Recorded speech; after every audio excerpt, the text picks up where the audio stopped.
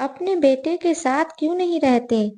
अभी कुछ महीने पहले ही नंदिता नई सोसाइटी में शिफ्ट होकर आई थी। एक फ्लोर पर 4 फ्लैट थे, जिसमें से 2 बंद ही रहते थे। वे लोग कहीं और रहते थे, साल में एक आध बार आते, वो भी कुछ दिनों के लिए। ये बात सामने रहने वाली मिसेस दयावान ने बताई थी। मिसेस दयावान से कभी-कभी यूं ही बातचीत हो जाती थी। पता चला मिस्टर दयावान के पैर में थोड़ी तकलीफ है। इस वजह से घर में एक ड्राइवर कम सहायक और एक फुल टाइम काम करने वाली एक सहायिका रहती थी।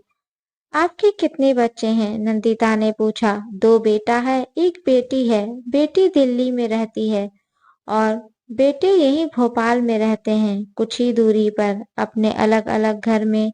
मिसेस दयावान ने बहुत आराम से कहा।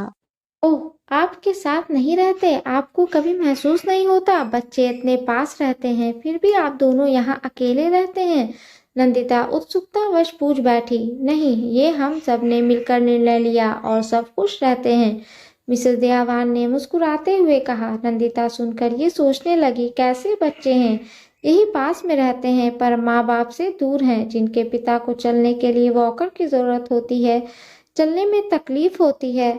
फिर भी नंदिता ने जब ये बात अपने पति अजय को बताई तो वो बोले, नंदिता, ये तुमने नज़र से देख ही रही हो सकता है उन लोगों के बीच की कोई और बात हो। तुम जो देख रही हो उसे उसी नज़र से समझ रही हो। आजकल बहुत पेरेंट्स ऐसे हैं, पास पास अलग अलग रहते हैं। बात आई गई खत्म हो गई थी, पर नंदिता जब भी अपनी बालकनी से मिस्टर दयावान को वॉकर से धीरे धीरे चलते देखती तो उसे उनके बच्चों पर गुस्सा आता। एक दिन ठंड के धूप में नंदिता सोसाइटी के पार्क में बैठी थी, तभी देखी मिसेस दयावान भी उधर आकर बैठ गई। यूं ही बातों का सिलसिला निकला तो वो बताने लगी, पहले हम लोग यमुना नगर में रहते थे, वहीं हमारा अच्छा खासा व्यापार चल रहा था। फिर जब बच्चे बड़े होकर बिजनेस करने लगे तो उसे भोपाल में भी फैलाने लगे। फिर बेटे के यमुना नगर से भोपाल आने जाने से परेशानी होने लगी। भोपाल में हमने 2 3 जगह ज़मीन ले रखी थी और उस पर घर बना रखे थे। यमुनानगर वाला हमारा घर बहुत बड़ा था, कभी किसी को परेशानी नहीं होती थी, पर भोपाल में घर उस हिसाब से छोटे थे। बेटे ने कहा, मम्मी जी, यहाँ से आना जाना करना मुश्किल हो रहा है, हम भोपाल ही शिफ्ट कर जाते हैं।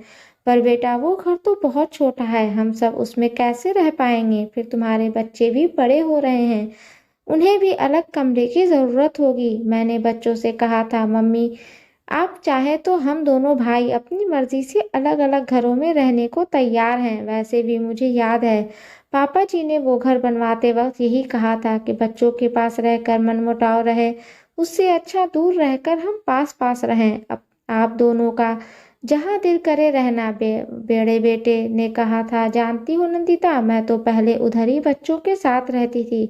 5 साल पहले जब ये सोसाइटी बन रही थी तो मेरा बेटा अपने किसी दोस्त को मिलने आया था।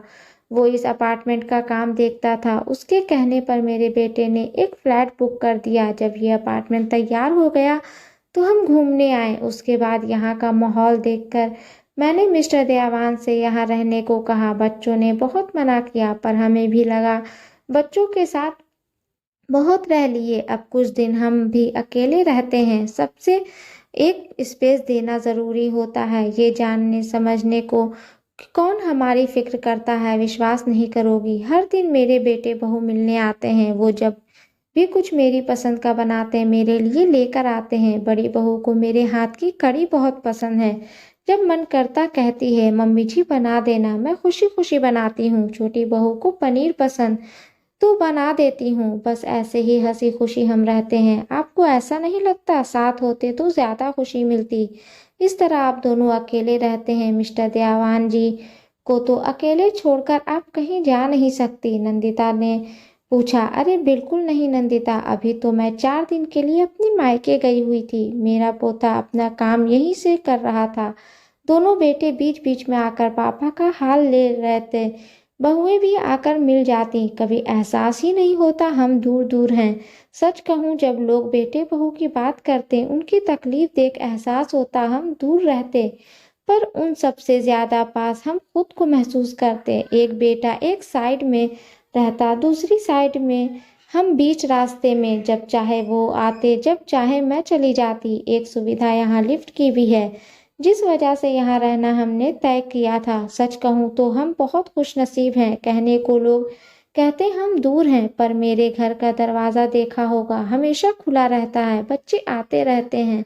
कैसे कहूँ हम दूर रहते हैं। मिसेस दयावान के चेहरे पर अपने परिवार की एकता और परिवार की मिसाल एक प्यारी सी मुस्कान में दिखाई दे रही थी। नंदिता बातें करके घर आ गई। शाम को जब अजय आए तो उन्हें आज की सारी बातें बताते हुए बोली, आप सही कह रहे थे, मैं जो देख रही थी उस पर अपने विचार व्यक्त कर रही थी। आज मिसेस दयावान ने से बातें कर एहसास हुआ, उस अक्सर हम जो देखते हैं वही सही नहीं होता। उनके नज़रिए से देखने से सच का पता चलता है। कितना अच्छा है ना उनका परिवार, यही पास में रहता है, हर दिन आता और हो हंगामे से उनका घर गूंजता रहता है। परिवार हो तो सच में उनके जैसा हो।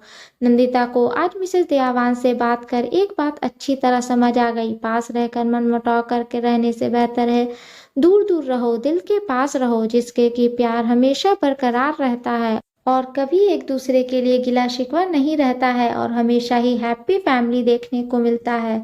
दोस्तों, ये स्टोरी आपको अच्छी लगे तो प्लीज़ इसे लाइक करें, शेयर करें एंड सब्सक्राइब करें। और इस स्टोरी के बारे में आपकी क्या राय है हमें कमेंट बॉक्स में ज़रूर बताएं। और हाँ, बेल आइकन को प्रेस करना ना भूलें, क्योंकि ऐसे ही आने वाली स्टोरी आप तक सबसे पहले पहुंचती रहेगी। धन्यवाद।